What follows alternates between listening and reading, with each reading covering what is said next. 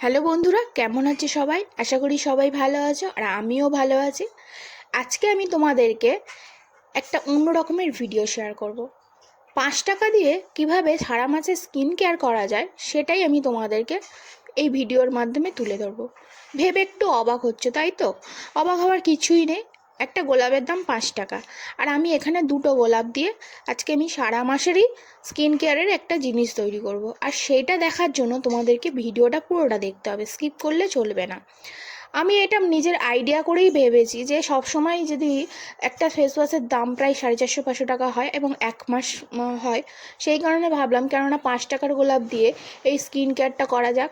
তো তার জন্য আমি গোলাপ ফুলের পাপড়িগুলোকে ভালো করে ধুয়ে নিয়েছি, আর এখানে গ্লিসারিনটা আমি স্লাইস করে কেটে নিচ্ছি। তো এটা হচ্ছে একটা সাবান, মানে সাবানও বলতে পারো, আবার ফেস ওয়াশের মতনই কাজ দেয়। তো ন্যাচারালি সাবানের মতন দেখতে হবে, তো সাবানই বলা যায়। এরপর আমি গোলাপ ফুলটাকে যে পাপড়িগুলো ধুয়ে রেখেছিলাম জলে দিয়ে, সেটাকে আমি এবার ব্লেন্ড করে নেবো ভালো করে। আর ব্লেন্ড করার সময় আমি যেটা মেন আমাদের এই সাবানটা তৈরি করার ক্ষেত্রে কাজে দিচ্ছে সেটা হলো এই স্কিন টোনার। আর আমি এই স্কিন টোনারটা লোটাসের নিয়েছি। লোটাস কোম্পানির স্কিন টোনার আমার স্কিনে খুবই স্যুট করে, সেই কারণে তোমাদের স্কিনে যার যেটা স্যুট করবে সে সেটা দিতে পারো। তো আমি স্কিন টোনার দিয়ে আর আমি গোলাপ ফুলের পাপড়িটাকে ব্লেন্ড করে নিলাম। নিয়ে এবার এই গোলাপ ফুলটাকে খাবার এমনি প্লেন জল দিয়ে ধুয়ে নেব। ধুয়ে নেওয়ার পরে যে গোলাপ ফুলের যে রসটা বেরিয়েছে সেটাই আমি কাজে লাগাবো। তো আগে ভালো করে আমি ছেঁকে নেবো, কারণ ওই যে গোলাপ ফুলের পাপড়িগুলো রয়েছে ওটা সাবানের মধ্যে দিলে, মানে সাবান তৈরি করার সময় ওটা ছিবড়ে ছিবড়ে হয়ে থাকবে, ওটা ভালো কাজ দেবে না। এইদিকে আমি কড়াইয়ে গরম জল বসিয়ে দিয়েছি। কড়াইয়ে গরম জল বসিয়েছি কারণ এটা আমি গ্লিসারিনটাকে গলানোর জন্য। তো গ্লিসারিনটা এইদিকে গলছে। গ্লিসারিনটা গলা হয়ে গেলে এর মধ্যেই আমি সমস্ত উপকরণ মেশাবো। আর অনেকে হয়তো জানো, কিন্তু মেন যেটা আমি স্কিন টোনার দিয়ে যে ফেস ওয়াশের কথাটা বলছি, এটা অ্যাকচুয়ালি ফেস ওয়াশের মতনই লাগে জিনিসটা। মানে সাবানে তো এত কিছু অনেকে দেয় না, কিন্তু আমি এটাকে এখানে অ্যাড করব। তার জন্য আমি দেবো 2 চামচ অ্যালোভেরা জেল। আর এর পরিমাণটা একটু বেশি বেশি করেই দেবো।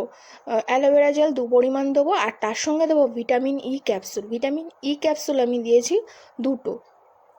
এটাকে ভালো করে আমি ব্লেন্ড করে নেবো। ভালো করে ব্লেন্ড করে নিয়ে তারপরেই ওই গ্লিসারিনের মধ্যে মেশাবো, এটা তোমরা বুঝতেই পারছো। তো তার জন্য আমি আগে ভালো করে ব্লেন্ড করে নেবো। সত্যি এই জিনিসটা আমি অনেকবারই তৈরি করেছি আর তোমাদেরকে আমি ভিডিওটা শেয়ার করিনি, কিন্তু আজকে আমি মনে করলাম যে এটা তোমাদেরকে ভিডিওটা শেয়ার করলে হয়তো তোমরা অনেকেই উপকৃত হবে।